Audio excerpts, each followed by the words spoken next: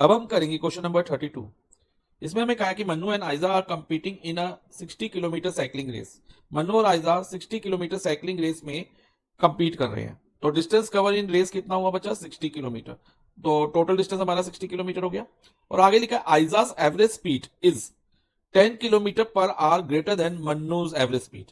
यानी कि आयजा की जो स्पीड है ना, वो 10 किलोमीटर ग्रेटर है। ग्रेटर यानी कि ज्यादा है किससे? मन्नू की एवरेज स्पीड से। तो अगर हम मन्नू की एवरेज स्पीड को x kilometre per our assume कर लें, तो आयजा की जो स्पीड होगी ना बच्चा, वो x प्लस 10 हो जाएगी। क्यों लिखा है 10 kilometre per hour greater? Greater का मतलब प्लस। तो x प्लस 10 किससे ग्रेटर है? मन्नू की एवरेज स्पीड से। यानी कि मन्नू की एवरेज स्पीड में अगर हम 10 ऐड कर देंगे तो हमें आयजा की एवरेज स्पीड मिल जाएगी। तो स्पीड ऑफ आयजा हो जाएगी x plus 10 kilometre per hour. Okay, अब क्वेश्चन को आगे पढ़ते हैं बच्चा। इसमें लिखा है she finish the race in hours less than Mannu. अब इधर लिखा है इन आवर्स, यहाँ टाइम मेंशन नहीं है कि कितने आवर, कि 1 आवर 2 आवर या 1/2 आवर। लेकिन बच्चा जो सीबीएसई ने सोल्यूशन दिया है ना, उसके अकॉर्डिंग यहाँ पर 1/2 आवर्स आएगा। तो हम 1/2 आवर्स लेके इसको सॉल्व करेंगे। लेकिन एग्जाम में टाइम डिफरेंस कुछ भी हो सकता है। मेन आपको बच्चा इसका मेथड आना इंपॉर्टेंट है। तो हम इस क्वेश्चन को करते हैं 1/2 आवर्स ही लेके। ओके, तो क्या लिखा है? शी फिनिश, शी यानी कि Aayja finish the race in 1/2 hour less than Mannu. यानी कि आयजा को 1/2 आवर कम लगते हैं मन्नू से। तो जिसकी स्पीड ज्यादा होगी उसको कम टाइम लगेगा। किसकी स्पीड ज्यादा है बच्चा? आयजा की स्पीड ज्यादा है, तो उसको कम टाइम लग रहा है। शी लिखा है ना, she take 1/2 hour less than Mannu. तो यानी कि ग्रेटर स्पीड, ये माइंड में रखना, ये इक्वेशन बनाते वक्त आगे यूज होगा। तो लेस टाइम, स्पीड ज्यादा होगी तो टाइम कम होगा, और अगर स्पीड कम होगी तो टाइम ज्यादा लगेगा। ये आपको माइंड में रखना है। तो हम पहले निकाल लेते हैं time taken by Mannu. Time का फॉर्मूला क्या होता है बच्चा? Distance upon speed. तो डिस्टेंस तो 60 है, और स्पीड कितनी है मन्नू की? x kilometre per our. तो 60 अपॉन x आवर्स हो जाएगा इधर।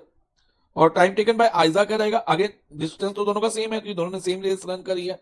तो 60 अपॉन में आयजा की स्पीड कितनी है? x plus 10। 60 upon x plus 10 hours. Okay, तो time taken by Aayja 60 upon x plus 10 hour हो गया। अब हमें यह देखना है कि किसका टाइम ज्यादा है। ऐसा क्यों देखना है? ध्यान से समझना बच्चा। हमें दिया क्या है इस क्वेश्चन में? शी फिनिश, यानी कि आयजा, आयजा की बात हो रही है। Finish the race in 1/2 hour less than Mannu, यानी कि उसको 1/2 आवर मन्नू से कम लग रहे हैं। तो यानी कि जो ये 1/2 हमें दिया है ना बच्चा, ये टाइम डिफरेंस है। दोनों के बीच में जो टाइम का डिफरेंस है वो 1/2 आवर्स है। और डिफरेंस हम कैसे निकालते हैं? सब्ट्रैक्ट करके, माइनस करके। तो और माइनस करते वक्त हम ज्यादा वाली वैल्यू पहले रखते हैं, जो नंबर बड़ा होता है उसको पहले लिखते हैं और छोटे नंबर को बाद में। तो इसलिए हम टाइम डिफरेंस लेंगे इस क्वेश्चन में और उसको इज इक्वल टू 1/2 लिखेंगे। लेकिन उसके लिए हमें ज्यादा वाला टाइम देखना होगा। तो अभी मैंने बताया जिसकी स्पीड ज्यादा है वो कम टाइम लेगा, और जिसकी स्पीड कम है वो ज्यादा टाइम लेगा। तो कम स्पीड किसकी है बच्चा? मन्नू की, क्योंकि मन्नू की x किलोमीटर पर आ रहा है और आयजा की 10 किलोमीटर ज्यादा है मन्नू से, तभी x प्लस 10 है। तो x प्लस 10 x से बड़ा होगा और x प्लस 10 से छोटा होगा। तो यानी कि स्पीड ऑफ मन्नू कम है तो टाइम ऑफ मन्नू ज्यादा होगा। तो हम ज्यादा वाला टाइम पहले लिखेंगे, यानी कि हम लिखेंगे 60 अपॉन एक्स, क्योंकि टाइम डिफरेंस लेना है, माइनस टाइम ऑफ आइजा जिसका टाइम कम है। तो 60 upon x plus 10 is equal to whatever the time difference is. Time difference कितना दिया बच्चा? 1/2। अब इस इक्वेशन को हम सॉल्व करेंगे, उसके लिए पहले हमें क्या करना होगा? इसको क्वाड्रेटिक इक्वेशन की फॉर्म में लाना होगा। तो कैसे लाएंगे? ध्यान से समझना बच्चा। तो हम सबसे पहले x और x प्लस 10 का एलसीएम लेंगे। x into x plus 10 LCM रहेगा। अब हम ये देखेंगे कि x को हम किससे मल्टीप्लाई करें कि हमें x इंटू एक्स प्लस 10 मिल जाए। तो ऑब्वियस है x प्लस 10 से मल्टीप्लाई करना होगा। x को x प्लस 10 से मल्टीप्लाई करेंगे तभी तो हम ये लिख पाएंगे x इंटू एक्स प्लस 10। तो हम क्या करेंगे? न्यूमिनेटर को भी x प्लस 10 से मल्टीप्लाई कर देंगे। तो हम लिखेंगे 60 इंटू एक्स प्लस 10। सेम अब इस वाले नंबर के लिए करेंगे, यानी कि x प्लस 10 को किससे मल्टीप्लाई करेंगे हमें, जो हमें एलसीएम है, एलसीएम क्या है? x इंटू एक्स प्लस 10 मिल जाए। तो ऑब्वियसली किससे मल्टीप्लाई करके मिलेगा? x से, क्योंकि x इंटू एक्स प्लस 10 हमें कैसे मिलेगा? जब हम x प्लस 10 को x से मल्टीप्लाई करेंगे। तो हम न्यूमरेटर यानी कि 60 को भी x से मल्टीप्लाई कर देंगे, और यहाँ क्या साइन है? माइनस। तो ये हो जाएगा -60x इज इक्वल टू 1/2। अब अगर आगे से हम सॉल्व करते हैं तो बच्चा देखो क्या होगा? 60 इंटू एक्स, डिस्ट्रीब्यूटिव प्रॉपर्टी लगेगी, यानी ब्रैकेट ओपन करते हुए, तो 60 इंटू एक्स 60x, और प्लस 60 इंटू 10 600, माइनस 60x, ये एज इट इज लिख देंगे। अपॉन में भी डिस्ट्रीब्यूटिव प्रॉपर्टी लगाओ, x into x x square और x इंटू 10 10x और इज इक्वल टू क्या हो जाएगा बच्चा 1/2। अब देखो बच्चा plus 60x minus 60x cut हो गया, हमारे पास आ गया 600 अपॉन में x square plus 10x is equal to 1/2। Next step cross multiply, 1 into x square plus 10x होगा। पहले वेरिएबल वाली टर्म कोशिश करना है कि पहले लिखना, तो पहले इसलिए मैंने x square plus 10x into 1 पहले किया is equal to 600 into 2, 600 into 2 1200। Okay, अब 1 को किसी भी नंबर से मल्टीप्लाई करो तो हमें सेम रिजल्ट मिलता है, तो हम लिखेंगे एक्स स्क्वायर प्लस 10x और बच्चा जो ये 1200 है ना 1200, ये RHS से LHS में आके 1200 हो जाएगा इज इक्वल टू 0। अब ये हमें क्वाड्रेटिक इक्वेशन की फॉर्म मिल गई। अब इस क्वाड्रेटिक इक्वेशन को हम मिडल टर्म स्प्लिटिंग से सॉल्व करेंगे। उसके लिए बच्चा हमें प्रोडक्ट और सम चाहिए होता है। मिडल टर्म स्प्लिटिंग के लिए क्या चाहिए होता है? प्रोडक्ट और सम। अब इधर देखो बच्चा, प्रोडक्ट क्या रहेगा?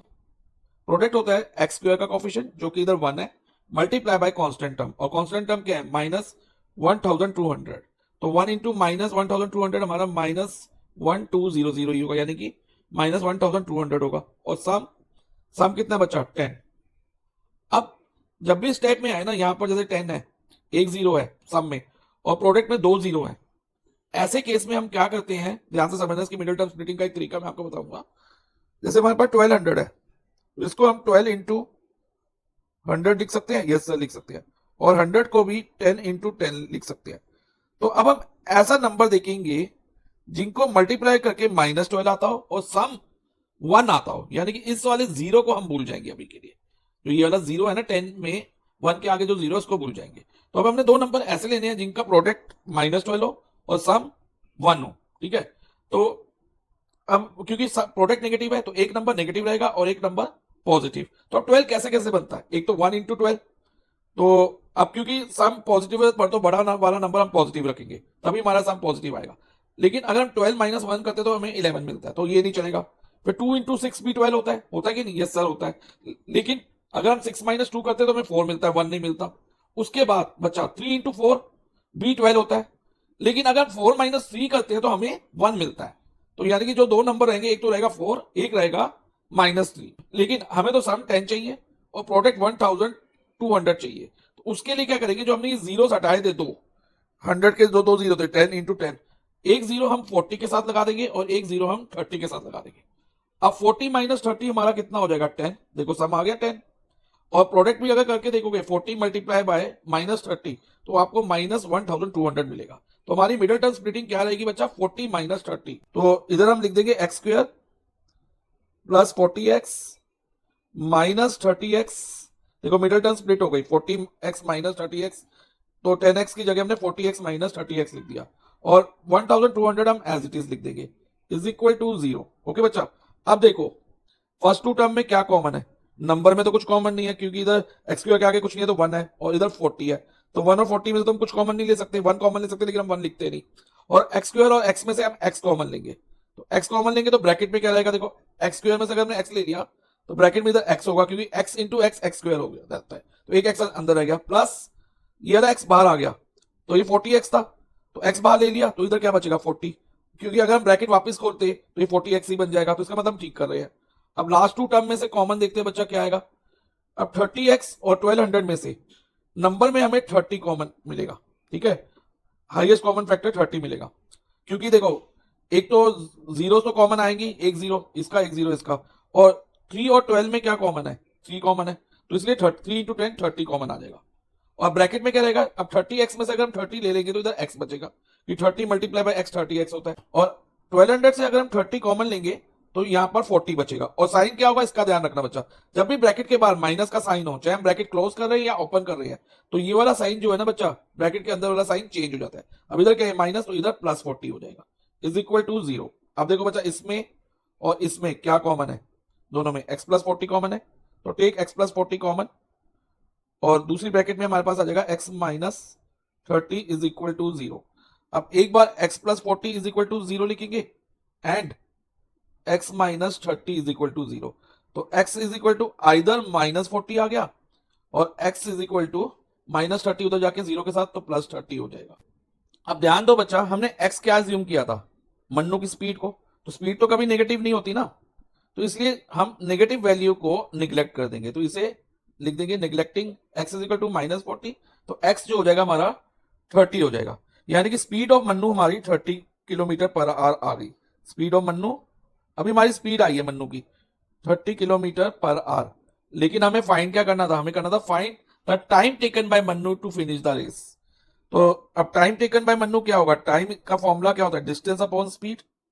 तो डिस्टेंस तो बच्चा 60 है, चाहे आप यहां से ले लो 60 अपॉन एक्स में वैल्यू डाल दो, चाहे आप वैसे कर लो फॉर्म डिस्टेंस और स्पीड लेके। डिस्टेंस 60 और स्पीड हमारी 30 किलोमीटर पर आवर आई है, तो 60 अपॉन 30 कट करो और 6 को 3 से डिवाइड करेंगे 2, तो 2 आवर्स हमारा टाइम आ जाएगा। Time taken by Mannu to complete the race is 2 hours. अब हम करेंगे क्वेश्चन नंबर 32 का और पार्ट। इसमें हमें क्या shown below is a cuboid with water in 2 different orientation. एक क्यूबॉइड है जिसमें वाटर फिल्ड है, ठीक है, एक क्यूबॉइड है, ध्यान रखना 2 क्यूबॉइड नहीं है, 2 अलग अलग ये ओरिएंटेशंस है। ओरिएंटेशन का मतलब इसको 2 अलग अलग तरीके से रखा गया है। वो ओरिएंटेशन क्या भी मैं डिटेल में एक्सप्लेन करूंगा ओरिएंटेशन क्या होती है। तो a cuboid with water in 2 different orientation, मतलब एक क्यूबॉइड में वाटर है उसको 2 अलग अलग तरीके से रखा गया। और आगे लिखा था length breadth and height of a cuboid are distinct. जो लेंथ ब्रेथ और हाइट है ना क्यूबॉइड की, वो डिस्टिंक्ट है। डिस्टिंक्ट मींस अलग अलग है, लेंथ अलग है, ब्रेथ अलग है और हाइट अलग है। और लिखा था cuboid of water has 480 cubic centimetre of water. और जो क्यूबॉइड में वाटर है ना वो 480 क्यूबिक सेंटीमीटर है। चाहे हम इसको इस ओरिएंटेशन में रखें चाहे इस वे में रखें, दोनों केस में जो वाटर की वॉल्यूम है वो फिक्स है, और कितनी है 480 क्यूबिक सेंटीमीटर। और आगे लिखा है if the height of water in orientation second, जो height of the water in orientation second है, अभी ये ओरिएंटेशन सेकंड हो गई, जो इसकी ये वाली हाइट है ना ओरिएंटेशन सेकंड में जो वाटर की हाइट है वो हाफ है दैट इन ओरिएंटेशन 1, और हाफ है किसकी, जितनी हाइट ओरिएंटेशन 1 में है वाटर की। तो ये ओरिएंटेशन 1 में ये वाली हाइट है, और ये जो हाइट है जो सेकंड वाली हाइट ओरिएंटेशन सेकंड में वो आधी है ओरिएंटेशन 1 की। मान लो अगर मैं इसको एच मान लू, एच सेंटीमीटर ले लू height of the water in orientation 1, तो ये एच अपॉन 2 हो जाएगी। Okay, height of the water in orientation 2। और हमें क्या करना है, then find the height of water in both orientation. हमने दोनों ओरिएंटेशन में वाटर की हाइट फाइंड करनी है, यानी कि हमें एच की वैल्यू फाइंड करनी है इस केस में। शो योर वर्क, और हम अपनी पूरी वर्किंग दिखाएंगे। तो ध्यान से समझना, पहले मैं आपको ये बता दूं कि ओरिएंटेशन होती क्या है बच्चा। मान लो हम यहां से कुछ फोर्स लगा रहे हैं, जब फोर्स लगाएंगे तो क्या होगा, ये यहां से इसको टर्न टर्न हो जाएगा, ये पलट सकती है, जो ये क्यूबॉइड है पलट जाएगा। अभी ये देखो वर्टिकली खड़ा हुआ है, और जब इसको हम पलटेंगे तो ये हॉरिजॉन्टली हो जाएगा। और जब हम इसको पलटेंगे ना तो बच्चा जो ये वाला पोर्शन है, देखो ये वाला पोर्शन ग्राउंड को टच करेगा। अब मान लो ये यहां तक तो इसमें वाटर है, और उसके ऊपर वाटर के ऊपर क्या है, खाली स्पेस है। तो ये वाला जो मैंने अभी हाईलाइट किया ये वाला पोर्शन जो है ना ये यहां आ जाएगा। तो ये वाली जो हाइट है आपको यहां पर दिखाई देगी, तो कुछ इस तरह से दिखाई देगी, देखो बच्चा ऐसे। ये तो ये वाली जो है ये जो पोर्शन है ये ऐसे दिखाई देगा, और जो येलो वाला पार्ट है अलग से दिखाई देगा जब हम इसको टर्न कर देंगे, पलट देंगे। ओके, तो ये पलट के ऐसा कुछ दिखाई देगा। और इधर ये इस पोर्शन को हमने एच एज्यूम करा है, और ये वाला पोर्शन जो येलो से हाईलाइट किया गया बच्चा ये 4 सेंटीमीटर है। तो ये वाला पोर्शन कितना हो जाएगा, एच प्लस 4 सेंटीमीटर, ठीक है, एच प्लस 4 सेंटीमीटर हो जाएगा। तो ये वाटर किस शेप में इसमें है स्टोर्ड है, दोनों ओरिएंटेशन के केस में।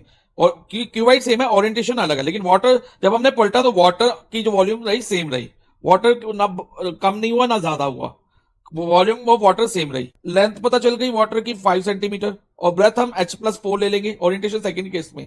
और हाइट ऑफ द वाटर कितनी है, एच अपॉन 2। तो अब वाटर क्या शेप ले रहा है, दोनों ही केस में क्यूबाइड की शेप ले रहा है कि अगर किसी वाटर को किसी भी कंटेनर में रखोगे तो वो कंटेनर की शेप लेगा।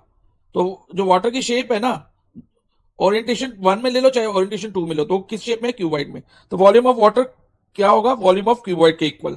तो वॉल्यूम ऑफ क्यूबाइड क्या होता है बच्चा, L B H, length into breadth into height, और इसको इक्वल टू 480 लिख देंगे। और अब इधर लेंथ क्या रहेगी 5 सेंटीमीटर, और ब्रेथ हमारी बच्चा ये वाली हो जाएगी एच प्लस 4, और हाइट ऑफ द वाटर क्या रहेगी इन ओरिएंटेशन सेकंड। अब इसमें लिखा था ना कि ये हाफ है जितनी ओरिएंटेशन 1 में है, ओरिएंटेशन सेकंड में जो हाइट है ना वाटर की वो आधी है ओरिएंटेशन 1 की। तो h की जगह h अपॉन 2 आ जाएगा, इज इक्वल टू 480।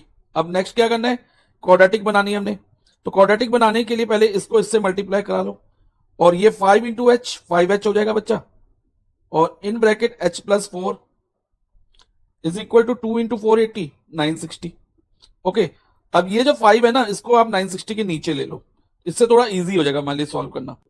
अब बच्चा जो ये 5 है ये अभी मल्टीप्लाई में है यहाँ पर LHS में, अभी RHS में जाके 960 के नीचे चला जाएगा और डिवाइजर में चला जाएगा, तो इधर लिख देंगे 960 अपॉन 5।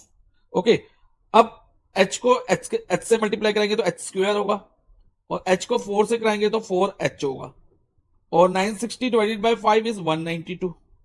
अब h स्क्वायर प्लस 4h और प्लस 192 RHS से LHS में आके माइनस 192 हो जाएगा, इज इक्वल टू RHS में हमारा 0 रह जाएगा।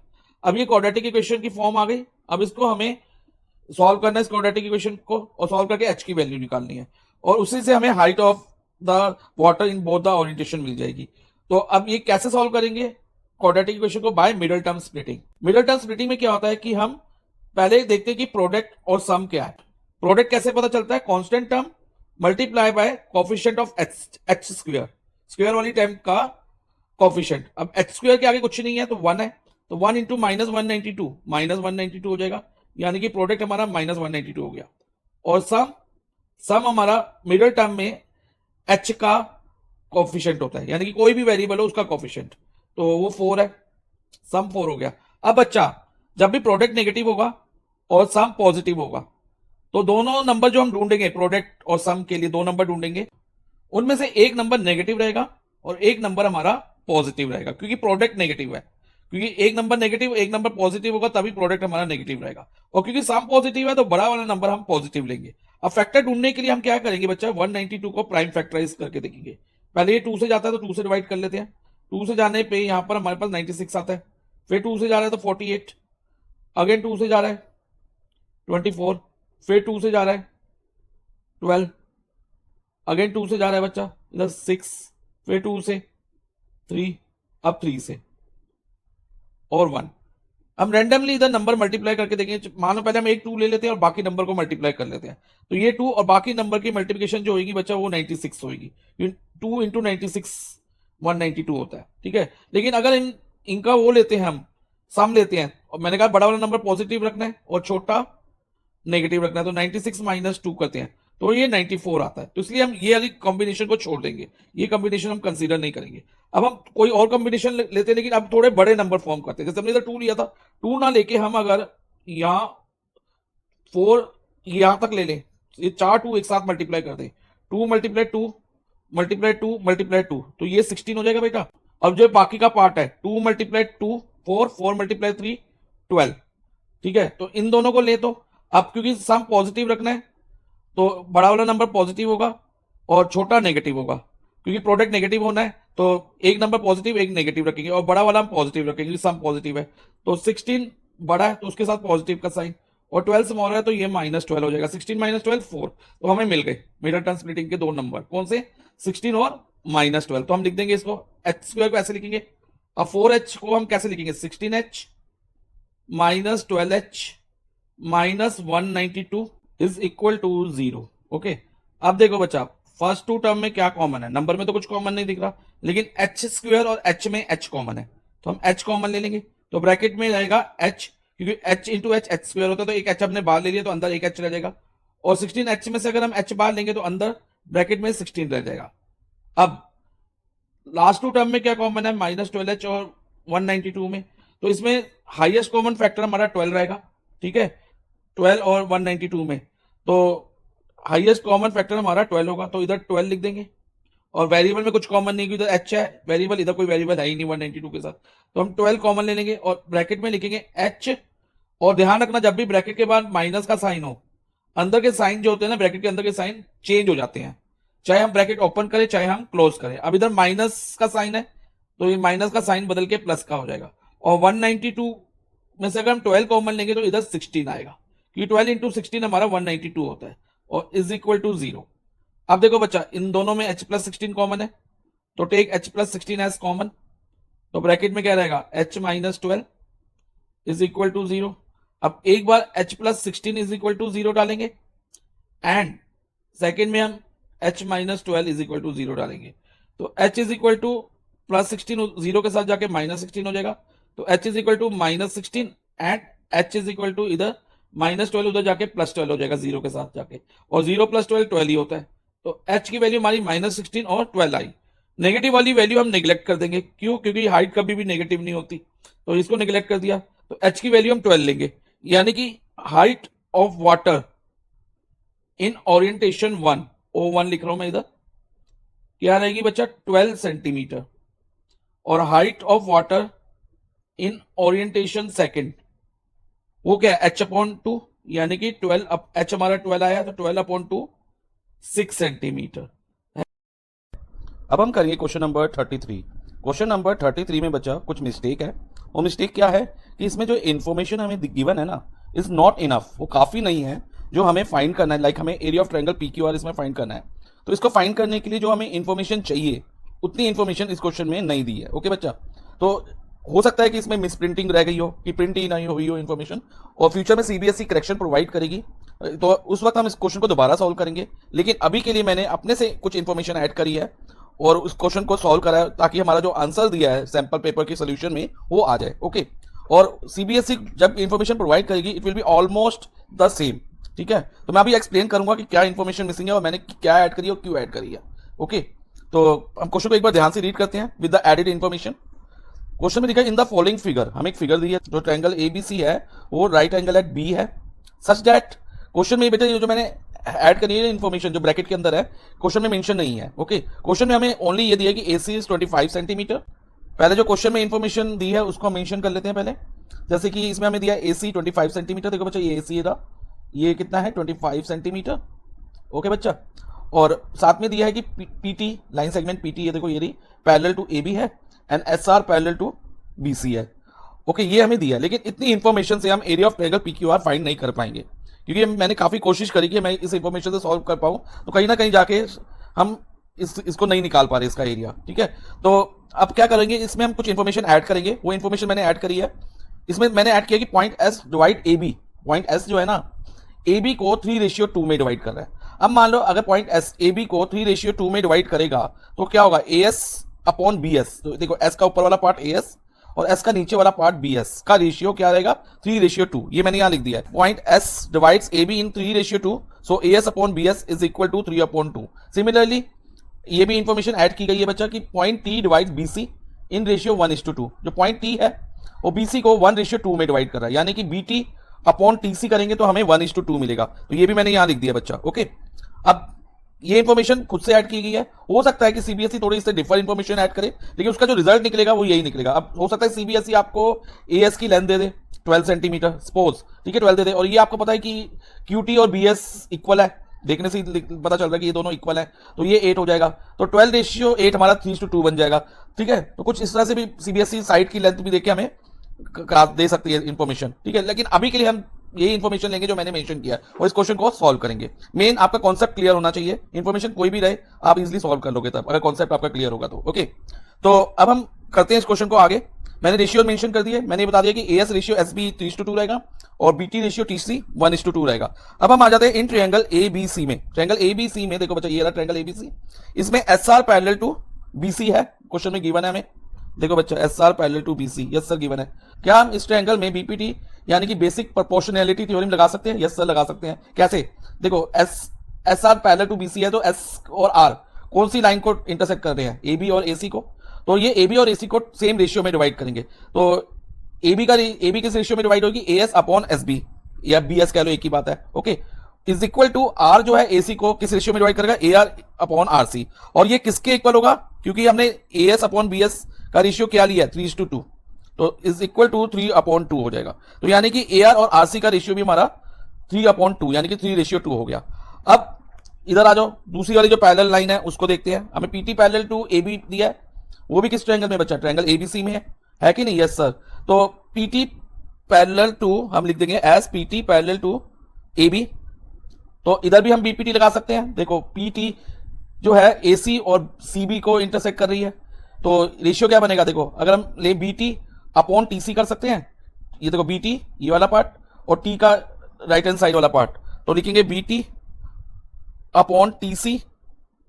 Okay, BT upon TC is equal to क्या रहेगा, ध्यान से समझना बच्चा, AP upon CP is equal to AP upon CP, और BT अपॉन TC हमने अभी निकाला था 1/2, और AP और CP का रेशियो भी हमारा 1/2 हो जाएगा। अब हमें इन दोनों साइड का रेशियो भी मिल गया बच्चा, एक तो AR अपॉन RC का, ठीक है, और दूसरा AP अपॉन PC का। अब हमें फाइंड क्या करना है, हम इस पे ध्यान देंगे। हमें फाइंड करना है area of triangle PQR। PQR कौन सा ट्रायंगल है बच्चा, ये वाला, ये एक राइट ट्रायंगल है। कैसे पता चल रहा है ये राइट ट्रायंगल है, देखो बच्चा, क्योंकि PT पैरेलल टू AB है, तो ये वाला एंगल 1 और ये एंगल 2 इक्वल हो जाएंगे, वाई कॉरेस्पॉन्डिंग एंगल। जब भी अगर कोई दो लाइन पैरेलल है इस तरह से, यहां से ट्रांसवर्सल पास करे, तो ये वाला एंगल और ये वाला एंगल हमारा कॉरेस्पॉन्डिंग होता है, ठीक है। तो 1 = 2 कॉरेस्पॉन्डिंग, और अगर मैं इधर एक एंगल मार्क कर दूं 3, तो ये 2 और 3 भी हमारे कॉरेस्पॉन्डिंग है, और इसके लिए SR पैरेलल टू BC है, ठीक है। तो 2 और 3 भी इक्वल होंगे बाय कॉरेस्पॉन्डिंग एंगल। तो ये कॉरेस्पॉन्डिंग कैसे, ये भी एक बार देख लेते हैं। देखो ये कुछ इस तरह से है, ये वाला एंगल और ये वाला angle. Generally corresponding angle F shape में होते हैं बच्चा, कैसा भी उल्टा सीधा कैसे भी उसको रोटेट कर दो F को, तो F शेप आपको दिखेगी कॉरेस्पॉन्डिंग एंगल के केस में। तो एंगल 3 हमारा राइट एंगल हो जाएगा, ये आप मेंशन कर देना क्वेश्चन में, ओके।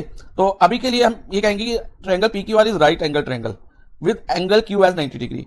तो अब एरिया ऑफ राइट ट्रायंगल क्या होता है, half into base into height formula रहेगा, लेकिन उसमें बेस एक साइड को हम बेस ले लेंगे, लाइक QR को हम बेस ले लेंगे और PQ को हाइट ले लेंगे। हाइपोटेन्यूज रहेगा तो उसको हम नहीं ले सकते बेस और हाइट में, हम बेस और हाइट उसी साइड्स को ले सकते हैं जो 90 डिग्री को कंटेन कर रही है। तो 90 डिग्री को PQ और QR कंटेन कर रही है, और area of triangle half into base into height से हमारा फॉर्मुला बन जाएगा 1/2 मल्टीप्लाई QR मल्टीप्लाई PQ। अब हमें QR और PQ नहीं पता, तो ये है, ये हमें फाइंड करना है। तो देखो बच्चा, PQ फाइंड करने के लिए ध्यान से समझना, ट्रायंगल PTC पे फोकस करो, PTC पे। तो इसमें SR पैरेलल टू BC है, तो QR पैरेलल टू TC भी होगा, क्योंकि अगर SR BC के पैरेलल है तो QR और TC भी एक दूसरे के पैरेलल होंगे, बिकॉज QR पैरेलल पार्ट है SR का और TC पार्ट है BC का, ओके। तो हम इस ट्रायंगल में क्या BPT अप्लाई कर सकते हैं, देखो QR के ऊपर वाली साइड PQ अपॉन QT, क्योंकि PQ हमें फाइंड करना है और QT हमें 8 सेंटीमीटर दी हुई है, इज इक्वल टू क्या होगा, PR अपॉन RC। PR हम फाइंड करेंगे और RC भी हम फाइंड करेंगे। तो एक बार PR और RC फाइंड हो जाए और QT हमें दिया है, तो PQ तो हम BPT से इजीली निकाल सकते हैं। तो अब क्वेश्चन ये है कि PR और RC कैसे फाइंड करें, तो ये हम करेंगे, अभी मैं आपको समझाऊंगा, तो ध्यान से समझना बच्चा। अब हमने जो रेशियो लिए, एक तो हमने लिया AR upon RC is equal to 3/2, एक तो ये यूज होगा, और दूसरा AP upon CP is equal to 1/2 हमारा यूज होगा। तो सबसे पहले हम इस वाले रेशियो को से अजम्पशन करते हैं, तो हम लिखेंगे let AR is equal to 3x, AR हमने 3x ले ली, ये वाली साइड AR बच्चा, देखो ध्यान दो, ये वाली AR 3x, ओके, और RC 2x, फाइन। अब AR प्लस RC मिलके क्या बनाते हैं, देखो ये AR यहां से लेके यहां तक हो गया, ये यहां से यहां तक, और RC यहां से यहां तक, तो ये क्या फॉर्म कर रहे हैं, पूरा AC। तो हम लिख सकते हैं कि AR plus RC is equal to AC। अब AR हमारा 3x है बच्चा, और RC 2x है, और AC क्वेश्चन में हमें दिया हुआ है 25। अब 3x plus 2x 5x is equal to 25, x is equal to 25 upon 5, तो कट करके 5 यूनिट आ गया, 5 सेंटीमीटर x हमारा। अब x 5 आ गया, हमें लेंथ जो रिक्वायर्ड होगी ना बच्चा, एक तो PR की रिक्वायर्ड होगी और RC की रिक्वायर्ड होगी, तो इससे हमें RC की लेंथ मिल जाएगी। RC हमने क्या अज्यूम किया था 2x, RC की हमें चाहिए, तो RC हम लिख देंगे RC is equal to 2x, और x हमारा 5 आया है, तो 2 × 5 10 सेंटीमीटर, तो RC हमारा 10 सेंटीमीटर आ गई, हम यहां लिख देते हैं बच्चा, ओके। अब हमें PC निकालना है, क्योंकि PC हमें मिल जाए ना, तो हम PC में से RC वाला पोर्शन माइनस कर देंगे तो हमें PR मिल जाएगा इजीली। अब PR की निकालने के लिए पहले हमें PC की वैल्यू चाहिए होगी, PC की, तो PC की कैसे निकालेंगे, या PC या CP कह लो, तो ये वाला रेशियो यूज करके AP upon CP is equal to 1/2 वाला, ठीक है बच्चा। तो ध्यान से समझना, तो हम अब अज्यूम करेंगे let AP is equal to 1y, ठीक है, और CP is equal to 2y। यहां पर वेरिएबल इसलिए अलग करें क्योंकि ये दोनों रेशियो डिफरेंट थे, इनका AP और AR का कोई रिलेशन नहीं है, ना CP और RC का रिलेशन है, इन चारों का एक दूसरे का रिलेशन नहीं है, लेकिन AP और CP का रेशियो हमें अलग से दिया है और AR और RC का रेशियो हमें अलग से दिया है, तो इसलिए हमने वेरिएबल अलग रखा है इसका, ओके बच्चा। अब ध्यान दो बच्चा दोबारा से, अब AP प्लस CP, AP देखो यहां से यहां तक है, और PC या CP कह लो वो यहां से यहां तक है, तो ये भी मिलके क्या बनाते हैं AC। तो हम लिख देंगे AP plus CP is equal to AC, अगर ये AC के इक्वल है ये भी। अब AP हमारा 1y है बच्चा, CP हमारा 2y है, और AC हमें गिवन है 25 सेंटीमीटर। अब 1y प्लस 2y कितना होगा, 3y is equal to 25, and y is equal to 25 upon 3। अब y आ गया हमारे पास, अब हमें लेंथ चाहिए सीपी की, ध्यान रखना, क्योंकि पीआर निकालना है ना, तो पीआर कैसे निकलेगा, जब हम सीपी में से आरसी वाला पार्ट हटा देंगे तो हमें पीआर पार्ट मिल जाएगा। पॉइंटर पे ध्यान देना, देखो पीसी कहां तक है, यहां तक, और उसमें से आरसी वाला पार्ट, ये वाला पार्ट हटा दें तो हमें ये पीआर पार्ट मिल जाता है। तो पीआर की लेंथ निकालने के लिए हमें पीसी की लेंथ पहले चाहिए होगी। अब पीसी की लेंथ कैसे मिलेगी, देखो पीसी हमने क्या ज्यूम किया, इधर पीसी कह लो या सीपी कह लो, एक ही बात है। तो पीसी या सीपी लिख देते हैं, इज इक्वल टू 2y यानी कि y की जगह 25/3 इज इक्वल टू 50/3 सेंटीमीटर हो गया।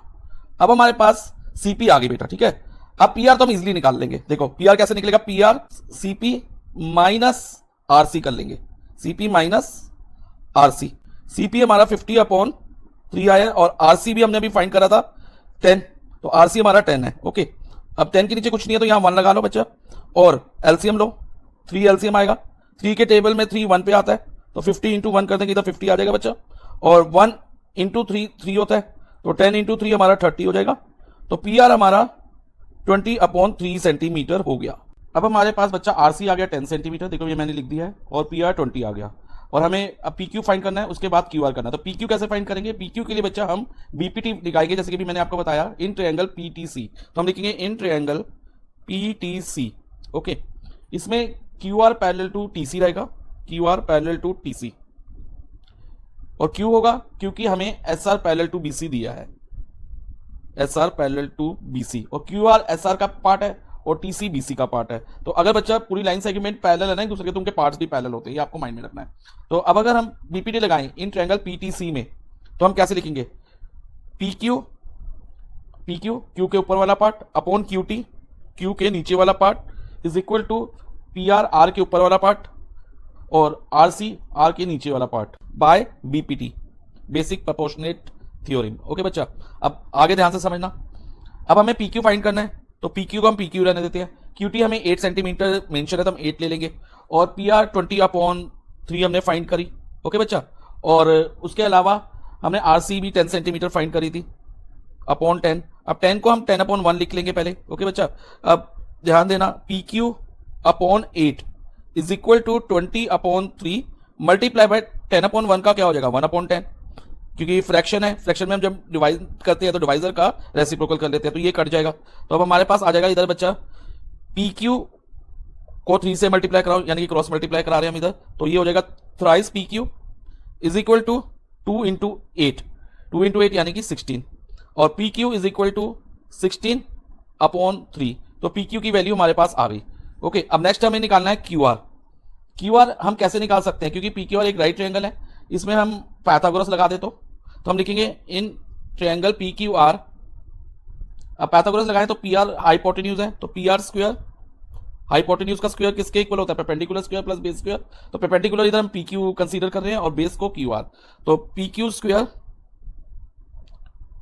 Plus Q R square. Okay बच्चा, तो ये किससे हुआ, बाय पाइथागोरस थ्योरम। अब पी आर हमें 20/3 दे रखा है, तो ये हो जाएगा 20/3 होल स्क्वायर, और पी क्यू हमने अभी फाइंड करा बच्चा, देखो इधर 16/3, तो 16/3 होल स्क्वायर, और क्यू आर हमें फाइंड करना है, तो क्यू आर को हम क्यू आर रहने देंगे, तो ये हो जाएगा क्यू आर स्क्वायर। अब 20/3 का स्क्वायर होगा 400/9, और 16/3 का स्क्वायर होगा 256/9 प्लस क्यू आर स्क्वायर। अब क्यू आर स्क्वायर की वैल्यू अभी हमें मिलेगी जब हम 256 को 400/9 से माइनस करेंगे, तो हम लिखेंगे 400/9 माइनस 256/9। ओके, अब Q R square is equal to 9 common denominator आ जाएगा, और 400 माइनस 256 हो जाएगा। अब Q R square is equal to हमारा हो गया बच्चा, 400 में से 256 माइनस करेंगे तो 144/9 आएगा। अब अगर हम 144 को 9 से डिवाइड करेंगे तो हमारे पास आएगा 16, और Q R square is equal to 16 हो गया, तो क्यू आर की वैल्यू क्या होगी बच्चा, स्क्वायर रूट ऑफ 16। हम वैसे जनरली प्लस माइनस 16 लेते हैं, लेकिन क्योंकि लेंथ है, लेंथ तो हमारी पॉजिटिव रहती है ना हमेशा, तो क्यू आर हमारा पॉजिटिव रहेगा, तो इसलिए हम प्लस रूट 16 लेंगे, और स्क्वायर रूट ऑफ 16 इज 4, तो क्यू आर हमारा 4 सेंटीमीटर आ गया। ओके बच्चा, तो अब area of triangle P Q R जो हमने फाइंड करना था, अब हम इजिली फाइंड कर सकते हैं। देखो 1/2 क्यू आर हमने फाइंड करा 4, ओके बच्चा, और पी क्यू हमने फाइंड करा 16/3। अब इसको कट कर दो, जैसे कि 4 को इससे कट करा 2, तो ये हो गया 32/3 स्क्वायर सेंटीमीटर। चाहो तो आप इसको डेसिमल में भी कर सकते हो, नहीं तो आंसर यहाँ तक भी लिखोगे तो आपका चलेगा बच्चा। सो 32/3 square centimetre area of triangle PQR हो गया। अब हम करेंगे क्वेश्चन नंबर 34। इसमें हमें कहा है 2 रेक्टेंगुलर शीट्स और dimensions 45 centimetre by 155 centimetre are folded to make hollow right circular cylindrical pipe such that there is exactly 1 centimeter of overlap when sticking the end of the sheet। इसमें ध्यान दो बच्चा, हमें 2 शीट्स दी हैं, ठीक है, sheet 1 और शीट 2, और उनकी डायमेंशंस 45 सेंटीमीटर बाय 155 सेंटीमीटर है, यानी कि लेंथ 45 और ब्रेथ कह लो या विड्थ कह लो वो 155 सेंटीमीटर है। ओके, दोनों की डायमेंशन सेम है, तो इसका मतलब दोनों शीट्स क्या हैं बच्चा, आइडेंटिकल हैं, एक जैसी हैं। ओके, और जब हमने इनको फोल्ड करा तो 1 सेंटीमीटर ऑफ ओवरलैप आया। 1 सेंटीमीटर जो है लेंथ जो है ना बच्चा ओवरलैप में चली गई जब हमने इनके एंड्स को स्टिक करा। ये कैसे करा अभी हम सब मैं पूरा एक्सप्लेन करूंगा, पहले हम क्वेश्चन को पूरा रीड कर लेते हैं बच्चा। आगे लिखा है sheet 1 is folded along its length. Sheet 1 को लेंथ के अलोंग फोल्ड किया है, लेंथ यानी कि 45 सेंटीमीटर के along, while sheet 2 is folded along it's with, और शीट 2 को विथ के अलोंग किया यानी कि 155 सेंटीमीटर के अलोंग। कैसे किया अभी मैं आपको करके बताऊंगा, अभी बच्चा फिगर ड्रॉ करके बताऊंगा कि कैसे फोल्ड किया है। और हमें फाइंड क्या करना है, हमें फाइंड करना है difference in the curve surface area of 2 cylinder. दोनों सिलेंडर के कर्व सरफेस एरिया का डिफरेंस, डिफरेंस मींस दोनों का CS से निकालना है और उनको माइनस कर देना है।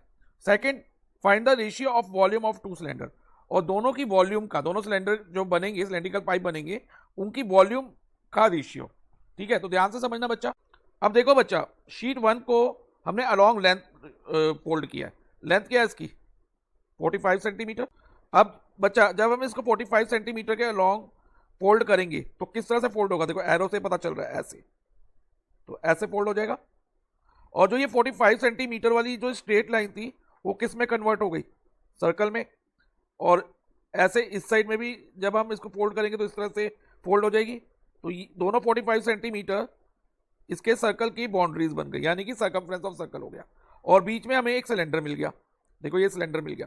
अब इस सिलेंडर का जो सर्कमफ्रेंस है वो क्या रहेगा, अगर बच्चा ओवरलैपिंग ना दी होती तो 45 सेंटीमीटर सर्कमफ्रेंस होता, लेकिन क्योंकि ओवरलैपिंग दी हुई है तो सर्कमफ्रेंस हमारा 1 सेंटीमीटर, जितनी भी ओवरलैपिंग जो दी है, जैसे कि इधर 1 सेंटीमीटर दी है, वो कम हो जाएगी। अब अच्छा सर्कमफ्रेंस ऑफ फर्स्ट सिलेंडर क्या होगी, 45 माइनस जो ओवरलैपिंग में चला गया यानी कि 44 सेंटीमीटर, तो सर्कमफ्रेंस 1।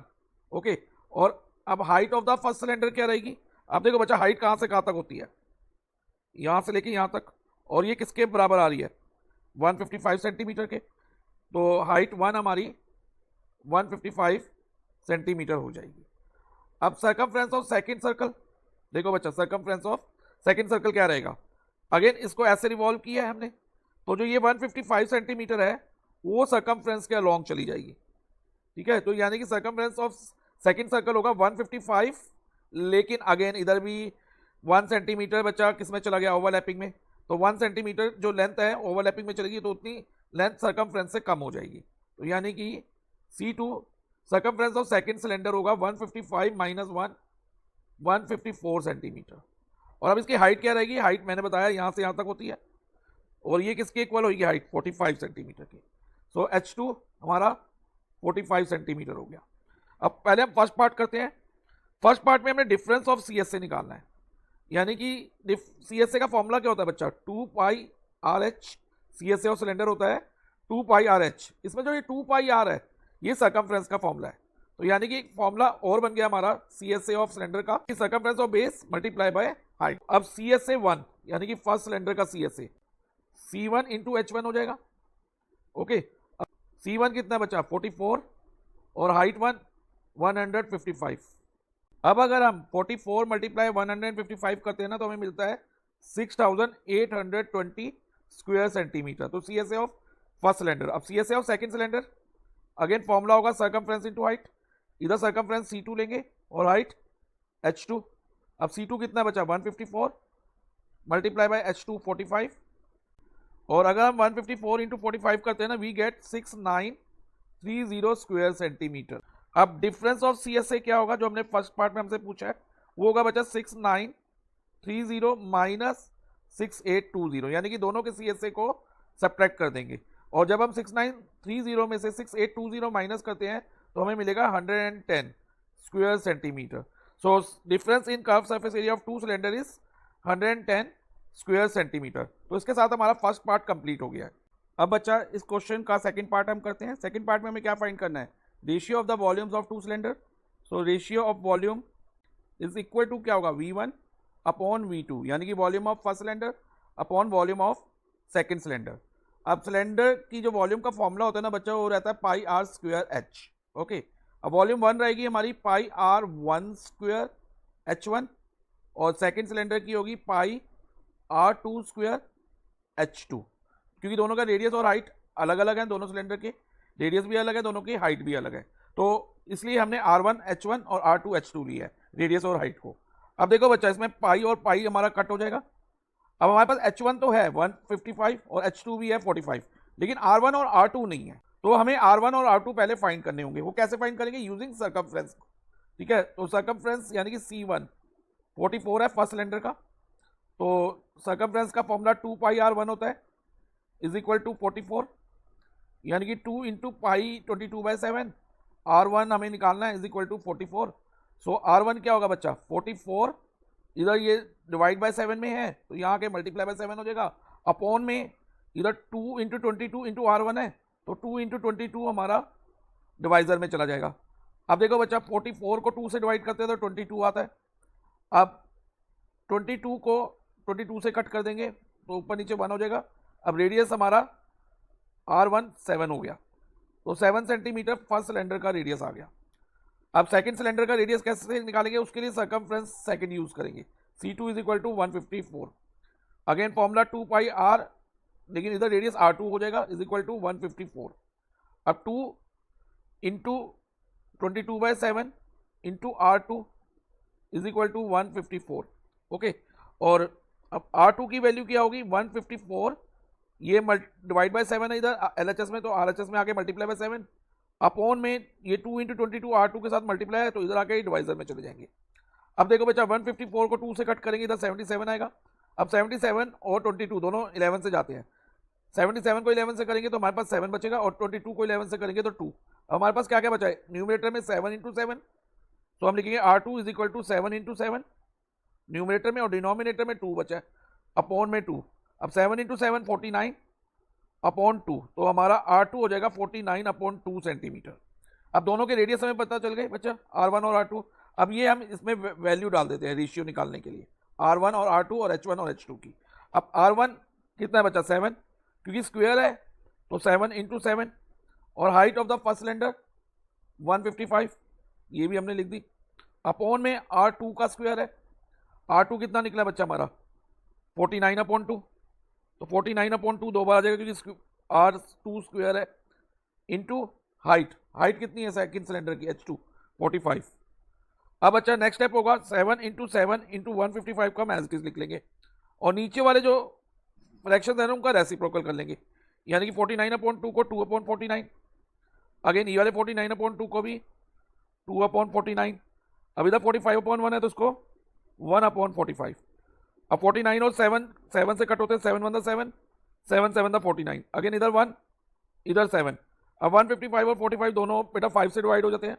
अब 155 को अगर हम 5 से डिवाइड करते हैं तो 31 आता है, और 45 को 5 से करेंगे तो 9। तो अब अच्छा क्या आंसर होगा, देखो 31 एक ये आया, और इंटू 2 इंटू 2, 2 बार 2 हो गए, अपॉन में 7 into 7 into 9, okay, is equal to, अब देखो 31 इंटू 2 इंटू 2 124 होगा, अपॉन में 7 इंटू 7 49, 49 इंटू 9 441। सो हमारा रेशियो ऑफ वॉल्यूम हो गया 124 रेशियो 441, और इसके साथ हमने क्वेश्चन नंबर 34 कंप्लीट कर लिया है।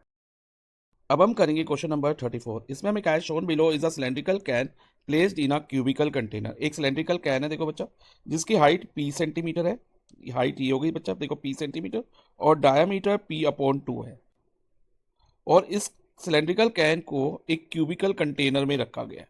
ओके, और हमसे पूछा गया फर्स्ट पार्ट में, how many of these cans can be pack in the container, कि ऐसे कितने सिलेंड्रिकल कैन हम इस क्यूबिकल कंटेनर में पैक कर सकते हैं, हमें ये फाइंड करना है फर्स्ट पार्ट में। तो पहले हम इसका फर्स्ट पार्ट करेंगे, फिर सेकंड पार्ट को रीड करेंगे, उससे भी फिर सॉल्व करेंगे। तो फर्स्ट पार्ट में बच्चा ध्यान दो, ये जो कैन है सिलेंड्रिकल कैन, उसकी हाइट 20 सेंटीमीटर है और इसके अबव इस कंटेनर में, क्यूबिकल कंटेनर में बच्चा 20 सेंटीमीटर की स्पेस ऊपर बची हुई है। तो यहाँ पर एक आइडेंटिकल कैन एग्जैक्टली जो पहले वाला कैन रखा हुआ है उसके ऊपर एक कैन और आ जाएगा और उसकी भी हाइट क्या रहेगी 20 सेंटीमीटर। अब ये टोटल हाइट कितनी होगी बच्चा, P प्लस P 2P। तो एक तरह से अब हमें side of the cubical container मिल गई।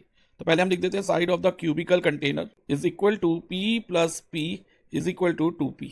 ओके बच्चा, और हमें फाइंड क्या करना है कि कितने कैन्स हम रख सकते हैं। तो बच्चा देखो, अलोंग हाइट की क्यूब है, इस क्यूब की हाइट है 2P और इसकी लेंथ भी 2P रहेगी, ये भी 2P रहेगी और इवन ब्रेथ भी 2P रहेगी, क्योंकि क्यूब के केस में लेंथ ब्रेथ और हाइट सेम होती है। ओके बच्चा, तो अब अलोंग हाइट कितने कैन आ रहे हैं, हाइट की डायरेक्शन में कह लो या अलोंग हाइट कह लो, 2 कैन्स आ रहे हैं। तो number of cans in direction of height is equal to 2 होंगे। अब बच्चा along the direction of length और ब्रेथ कितने कैन आएंगे, ये भी हमें निकालना है। देखो हम ऐसे भी कैन रखेंगे ना, इस डायरेक्शन में भी, लेंथ की डायरेक्शन में भी, और ऐसे यहाँ पर मान लो एक कैन यहाँ रखा होगा, जो वो कैन इसके आगे यहाँ पर भी कैन ऐसे रखे होंगे। तो ऐसे में और ऐसे में कितने कैन रखे जाएंगे, लेंथ के अलोंग और ब्रेथ के अलोंग, ये भी हमें देखना है बच्चा। ठीक है, तो इसके लिए हमें कैसे पता चलेंगे कि कितने कैन रखेंगे।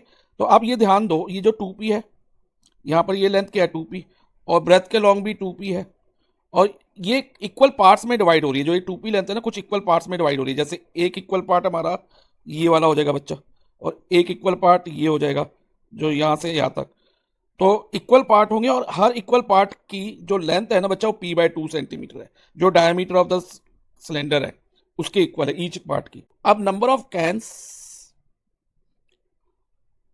इन direction of length and breadth is equal to क्या होगा बच्चा, 2P डिवाइडेड बाय P/2। जब भी हमें टोटल लेंथ दी हो, जैसे कि 2P है और ये पता चल रहा हो या हमें कहा हो कि इसको इक्वल पार्ट्स में डिवाइड किया गया है और हर पार्ट की एक लेंथ हमें गिवन हो, जैसे इधर P/2 दी हुई हर पार्ट की लेंथ, तो और हमें निकालना हो कि कितने पार्ट्स बनेंगे। अब इस केस में पार्ट्स कितने पार्ट बनेंगे ये हमें निकालना है, यानी कि कितने सिलेंडर हम along the direction of length, direction of length देखो पॉइंटर में ध्यान दो, ये वाली होगी, and direction of in direction of breadth ये वाली होगी। तो कितने रख सकते हैं, उसके लिए हम क्या करेंगे, टोटल लेंथ को ईच पार्ट की लेंथ से डिवाइड कर देंगे। तो बच्चा ये देखो क्या बनेगा, 2P इधर मल्टीप्लाई हो जाएगा और फ्रैक्शन की डिवीजन में हम क्या करते हैं, ये इसका रेसिप्रोकल कर देंगे, P/2 का रेसिप्रोकल करके 2/P रख देंगे। अब देखो जब P और P कट गया 4। अब अलोंग लेंथ और अलोंग ब्रेथ हम 4 सिलेंड्रिकल कैन रख सकते हैं। देखो एक तो यही वाला हो गया, जो ये पॉइंटर पे ध्यान देना ही हो गया, और दूसरा ये हो गया, थर्ड ये हो गया, फोर्थ ये हो गया। ठीक है, अलोंग लेंथ एंड ब्रेथ दोनों में, ऐसे इधर भी 1 2 3 4। अब जब हम इसको रखेंगे ना बच्चा, तो यहाँ पर भी ऐसे रखे जाएंगे 4 करके, यहाँ तक ऐसे एक लाइन ये भी बनेगी और एक लाइन ये बनेगी, 4 लाइन्स यहाँ से भी बन जाएगी। देखो एक लाइन यहाँ से, एक लाइन यहाँ, एक लाइन यहाँ, और जो नीचे कंटेनर रखे उसके ऊपर भी बनेंगे। तो जो अरेंजमेंट हमें दिखाई देगी ना, कुछ अगर हम ऊपर से देखें तो हमें कुछ इस तरह की अरेंजमेंट दिखाई देगी। अगर आप मान लो ऊपर वाली लेयर अभी ना रखें, एक ये तो रखा हुआ है, मान लो बाकी के ना रखें और ये भी हटा दे, तो हमें जो नीचे वाले कैन की जो टॉप सरफेस है ना, कुछ इस तरह की दिखाई देगी। क्योंकि ऐसे में देखो 4 है, 1 2 3 4। तो अभी हमने एक ही लेयर बनाई है, डबल लेयर नहीं करी। जो जो ऊपर वाली खाली स्पेस जो थी उसको भी खाली ही रखा है। तो उस केस में ऐसे 4 काउंट करें तो नीचे कितने कैन होंगे, उसके लिए हमें क्या करना होगा, ये एक लाइन में 4 कैन है, तो ऐसे कितनी लाइंस है, ये लाइन 1 हो गई बच्चा, ये लाइन 2 हो गई, लाइन 3 और लाइन 4। एक लाइन में 4 कैन है और टोटल 4 लाइंस है। तो नंबर ऑफ कैन्स जो हमें फाइंड करने हो क्या रहेंगे, 4 × 4। एक लाइन में 4 कैन्स है और टोटल 4 लाइंस है, तो 4 × 4, ये तो एक लेयर के हो गए। अब टोटल लेयर कितनी है, जैसे एक इसके ऊपर एक रखा है हमने, जो ऑलरेडी रखा था कैन उसके ऊपर, तो इसके ऊपर भी एक कैन आएगा, इसके ऊपर भी एक कैन आएगा, इसके ऊपर भी एक कैन आएगा, और ऐसे इधर से भी, ऐसे में भी, ऐसे में भी हमें 4 कैन इधर से भी दिखाई देंगे। फिर ऊपर से हमें इस तरह से दिखाई देगा, और वो अरेंजमेंट ऊपर वाली हमें ऐसे दिखाई देगी सेकंड लेयर की भी। तो ऐसे 2 लेयर हो गई ना 4x4 की, तो 4 × 4, और क्योंकि 2 लेयर होगी तो इधर × 2 हो जाएगा। अब so total number of can क्या होंगे बच्चा, 4 × 4 16, 16 multiplied to 32. So total number of can that can be placed in the cubical container is 32. का सेकंड पार्ट हम सॉल्व करते हैं. देखो सेकंड पार्ट में हमें क्या पूछा हमसे, if the capacity of one can is 539 ml, यानी कि हम कैपेसिटी का मतलब है volume. Volume of a can हमें कितना दे रखा है बच्चा, 539 ml. और 1 ml में बच्चा 1 क्यूबिक सेंटीमीटर होते हैं, ये माइंड में रखना. तो जितने ml होंगे उतने क्यूबिक सेंटीमीटर भी होंगे. तो 539 ml 539 क्यूबिक सेंटीमीटर के इक्वल होगा. और बाकी कन्वर्जन भी मैंने लिखी है, ये आप लर्न कर लेना. These are the important conversion जो एग्जाम में आ सकती हैं आपके. ओके बच्चा, तो 539 cubic centimetre volume of can आ गई. और वॉल्यूम ऑफ कैन का फॉर्मूला क्या होता है बच्चा, पाई आर स्क्वायर एच. तो pi R square H equal to 539. और हमें फाइंड क्या करना है, हमें फाइंड करना है internal volume of cubical container. Internal volume find करनी है क्यूबिकल कंटेनर की. तो volume of cubical container, cubical container है यानी क्यूब है, तो क्यूब की वॉल्यूम होती है साइड क्यूब. अब इसकी साइड हमने अभी फाइंड करी थी कितनी बच्चा, 2p. देखो इधर 2p फाइंड करी थी ना side of the cubical container. Yes sir. तो अब हम इधर 2p होल क्यूब लिख देंगे. अब अगर हमें इधर p की वैल्यू मिल जाए तो हम volume of cubical container easily निकाल सकते हैं. तो अब हमें p की वैल्यू निकालनी है. वो हम कैसे निकालेंगे, वॉल्यूम ऑफ कैन का फॉर्मूला यूज करके. और वॉल्यूम ऑफ कैन का फॉर्मूला मैंने इधर लिखा है पाई आर स्क्वायर एच. अब पाई की वैल्यू 22/7 है बच्चा. और रेडियस क्या होगा ध्यान से समझना. अब इधर हमें इसका डायमीटर पता है p/2. डायमीटर ऑफ कैन कितना दिया बच्चा, p/2. और रेडियस क्या होता है, डायमीटर डिवाइडेड बाय 2, यानी कि p/2 डिवाइडेड बाय 2 हो जाएगा. अब 2 के नीचे कुछ नहीं तो 1 लगा सकते हैं. अब इसको हम ये कर सकते हैं p/2 मल्टीप्लाई बाय 2/1 का रेसिप्रोकल कर लो 1/2. तो जो रेडियस हमारा होगा, तो रेडियस विल बी p/4. तो रेडियस हमारा p/4 हो जाएगा. तो रेडियस की जगह हम p/4 लिखेंगे. अब p/4 क्योंकि इधर स्क्वायर है तो p/4 दो बार आएगा. p/4 multiply p/4 into h यानी कि height of the can. Height of the can कितनी है बच्चा, p. तो h की जगह आप p लिख दोगे, इज इक्वल टू 539. अब देखो बच्चा ये p मल्टीप्लाई p क्यूब हो जाएगा. और इज इक्वल टू, ध्यान से समझना, 539 मल्टीप्लाई बाय ये 7 डिवाइजर में है तो यहाँ के मल्टीप्लाई हो जाएगा. ऐसे ये वाला 4 भी डिवाइजर में है, p डिवाइडेड बाय 4 है तो इधर आके ये मल्टीप्लाई हो जाएगा. और ये वाला 4 भी डिवाइड से मल्टीप्लाई में कन्वर्ट होगा जब LHS से RHS में जाएंगे सब नंबर. अपॉन में इधर ये जो 22 है बच्चा, ये p इंटू p से मल्टीप्लाई हो रहा है. तो ये यहाँ मल्टीप्लाई है तो LHS से RHS में जाने पे ये डिवाइजर में चला जाएगा, अपॉन 22 हो जाएगा. अब हम इसको सॉल्व करें तो बच्चा, जैसे 4 और 22 दोनों 2 से जाते हैं, तो 4 को 2 से डिवाइड करेंगे 2 आएगा, और 22 को 2 से करेंगे तो 11 आएगा. हम एक बार ये चेक करेंगे क्या 539 11 से डिवाइड हो जाएगा, और ये हो जाएगा. आप करके देख लेना. और इसको 539 को अगर हम 11 से डिवाइड करेंगे तो 49 आएगा. तो p क्यूब हमारा हो गया 49 इंटू 7 इंटू 4 इंटू 2. अब p क्यूब ये है तो p की वैल्यू क्या होगी बच्चा, p की वैल्यू होगी cubic root of 49 into 7 into 4 into 2. और ध्यान रखना इनको पहले मल्टीप्लाई मत करना, क्योंकि हमें मल्टीप्लाई करने के बाद भी इनको फैक्टराइज करना होगा. तो ये तो ऑलरेडी काफ़ी सारी फैक्टराइजेशन हो रखी है, हमें बस 49 और 4 की और फैक्टराइजेशन करनी है और फिर क्यूबिक रूट फाइंड कर लेना. अब देखो 49 की फैक्टराइजेशन क्या होगी, 7 इंटू 7, 49 को हम ऐसे लिख सकते हैं, और ऑलरेडी यहाँ पर एक 7 है. और 4 की फैक्टराइजेशन 2 मल्टीप्लाई 2, और ऑलरेडी यहाँ एक 2 है. अब देखो बच्चा क्यूबिक रूट में हम ट्रिपलेट्स लेते हैं, तो 7 का एक ट्रिपलेट बन रहा है और 2 का भी एक ट्रिपलेट बन रहा है. तो एक 7 इंटू 2 14. तो p की वैल्यू हमारी 14 सेंटीमीटर आ गई. अब हमें p पता चल गया तो वॉल्यूम ऑफ क्यूबिकल कंटेनर तो हम इजीली निकाल सकते हैं p की वैल्यू डाल के इसमें. तो ब्रैकेट 2 इंटू p की जगह 14 आ जाएगा, ब्रैकेट क्लोज, पावर 3.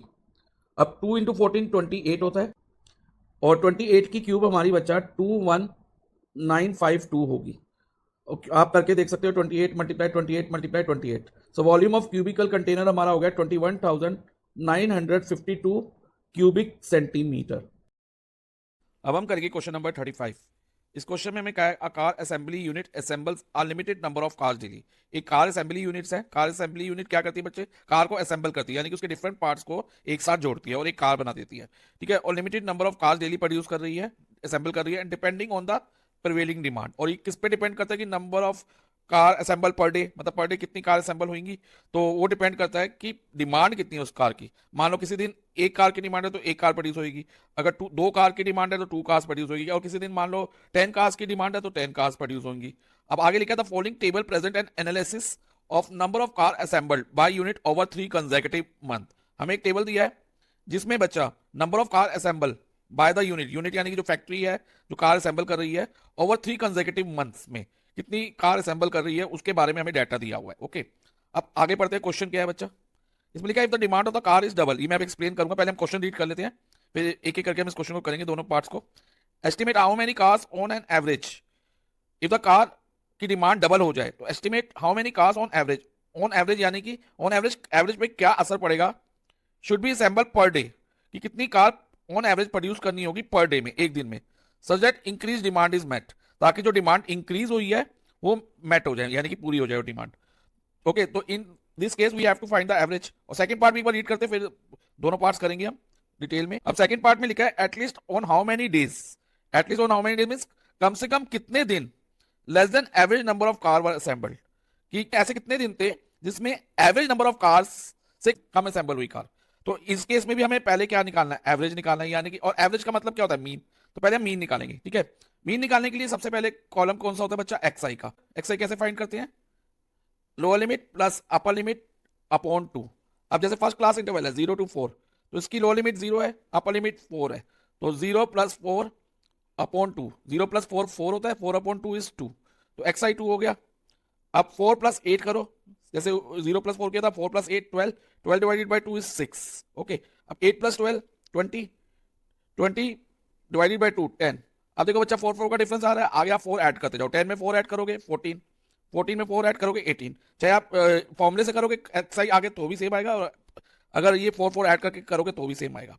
अब हम एक्सआई देखें तो इसकी वैल्यू कुछ ज्यादा बड़ी नहीं है। ठीक है बच्चा, तो इसमें हम डायरेक्ट मेथड भी यूज करें तो हमारे लिए कन्वीनियंट रहेगा, तो इस क्वेश्चन को हम डायरेक्ट मेथड से करेंगे। ठीक है बच्चा, अब इस डायरेक्ट मेथड में नेक्स्ट कॉलम होता है F I multiply x I. Okay बच्चा, एफ आई मल्टीप्लाई एक्स आई, तो फर्स्ट होगा 33 इंटू 2 66, 18 इंटू 6 108, 21 इंटू 10 210, 11 इंटू 14 करेंगे तो हमें 154 मिलेगा बच्चा, और 7 इंटू 18 करेंगे तो 126 मिलेगा। अब डायरेक्ट मेथड से अगर हमें मीन निकालना है ना बच्चा, तो उसका फॉर्मूला होता है summation of F I X I upon summation of F I. अब देखो बेटा, summation of F I X I यानी कि F I X I column का सम लेंगे, और अगर हम इसका सम करते हैं तो बच्चे इट वुड बी 664, और फिर एफ आई का सम लो 90 आएगा, यानी कि 90 डेज। अब just substitute the values, values डाल दो, summation of F I X I हमारा 664 है, okay, upon summation of F I which is 90। अब बच्चा अगर हम 664 को 90 से डिवाइड करेंगे ना, तो हमें आंसर मिलेगा 7.36666 अप टू इन्फिनिटी, यानी कि 6 रिपीट होता जाएगा, लेकिन हम इसको 2 डेसिमल प्लेस तक कंसीडर करेंगे, यानी कि हमारी एवरेज या मीन 7.36 हो गया, यानी कि अब हमें पता चल गया ऑन एवरेज 7.36 कार प्रोड्यूस होती है पर डे। ओके, तो पर डे कितनी कार ऑन एवरेज प्रोड्यूस हो रही है, 7.36। अब हम इसके फर्स्ट पार्ट पे आते हैं क्वेश्चन के, इसमें लिखा है the demand of the car is double. अब वो कह रहा है अगर कार की डिमांड डबल कर दी जाए, estimate how many cars on average, की एवरेज क्या हो जाएगी, should be assemble per day such that increase demand is met. तो एवरेज में क्या चेंज आएगा कि जो डिमांड है डबल हो गई उसको पूरी हो जाए, increase demand is met, increase demand is met means जो इंक्रीज डिमांड है वो मीट हो जाए, पूरी हो जाए। तो ये ध्यान रखो बच्चा, अगर डिमांड डबल हो रही है तो ऑब्वियस है जो कार असेंबल होगी, number of car assemble per day होंगी वो भी डबल हो जाएंगी। और याद रखना अगर number of cars assemble per day double हो जाए, ठीक है, तो मीन भी डबल हो जाएगा। लेकिन ऐसा क्यों होगा मैं वो आपको एक्सप्लेन कर दूंगा अभी, तो समझो बेटा क्यों होगा ऐसा, फिर हम मीन को डबल करके आंसर निकाल लेंगे। तो ये देखो बच्चा, अगर डिमांड डबल होती है तो मैंने भी बताया कि कार असेंबल पर डे भी डबल हो जाएगा, तो 0 का डबल 0 और 4 का डबल 8, यानी कि अब 33 डेज ऐसे होंगे जिनमें हर दिन 0 to 8 कार प्रोड्यूस होंगी। और ऐसे इधर भी ये भी डबल हो जाएगा। हमने कार डबल किसको करना है, कार असेंबल पर डे में, क्योंकि उन्होंने कहा ना if demand of the car is double, तो कार असेंबल पर डे ही डबल होंगी। तो 4 को अगर हम डबल करते हैं, 4 का डबल नेक्स्ट क्लास इंटरवल में 8 होता है, और 8 का डबल 16, तो 8 to 16। ऐसे हम नेक्स्ट क्लास इंटरवल में 8 का डबल 16 और 12 का डबल 24, तो 16 to 24 हो गया। अब नेक्स्ट 12 का डबल 24 और 16 का डबल 32, ओके। और उसके बाद लास्ट क्लास इंटरवल में 16 का डबल 32 और 20 का डबल 40। अब इसमें देखो बच्चा एक्सआई पे क्या असर पड़ेगा, एक्सआई में क्या चेंज आएगा। अब अगर न्यू एक्सआई निकालते हैं तो lower limit plus upper limit divide by 2 करके, यानी कि 0 + 8 अपॉन 2 करके, तो क्या बनेगी 0 + 8, 8 हो गया, और 8 डिवाइडेड बाय 2 4, तो न्यू एक्सआई कितनी आ गई 4 फर्स्ट केस में। अब सेकंड केस में देखो 8 + 16, 8 + 16 24, 24 डिवाइडेड बाय 2 12। देखो एक्सआई डबल होती जा रही है, पहले 2 की 4, सेकंड में 6 से 12, और आगे भी अगर करोगे 10 का 20 हो जाएगा, आप करके देख सकते हो। और 14 का 28 हो जाएगा और 18 का डबल 36 हो जाएगा। अब अगर हम एफ आई एक्स आई निकालेंगे ना तो आप चेक करना 33 इंटू 4 करके 66 का डबल आएगा विच विल बी 132। ऐसे बाकी भी आप चेक कर सकते हो। तो एफ आई एक्स आई का ईच जो ऑब्जर्वेशन है टर्म है वो डबल हो जाएगी। तो इस तरह से इसका टोटल भी डबल हो जाएगा। तो 664 इंटू 2 देखो क्या होगा बच्चा, 4 टू द 8, 2 6 द 12, 1 कैरी, तो 2 6 द 12 प्लस 1 1 3 2 8। तो एफ आई एक्स आई का भी टोटल डबल हो गया और एफ आई एक्स आई का टोटल डबल हो गया तो इंटू 2 मीन भी 2 से मल्टीप्लाई हो जाएगा। यानी कि एक तरह से मीन क्या हो गया बच्चा, 2 से मल्टीप्लाई कर देंगे मीन को।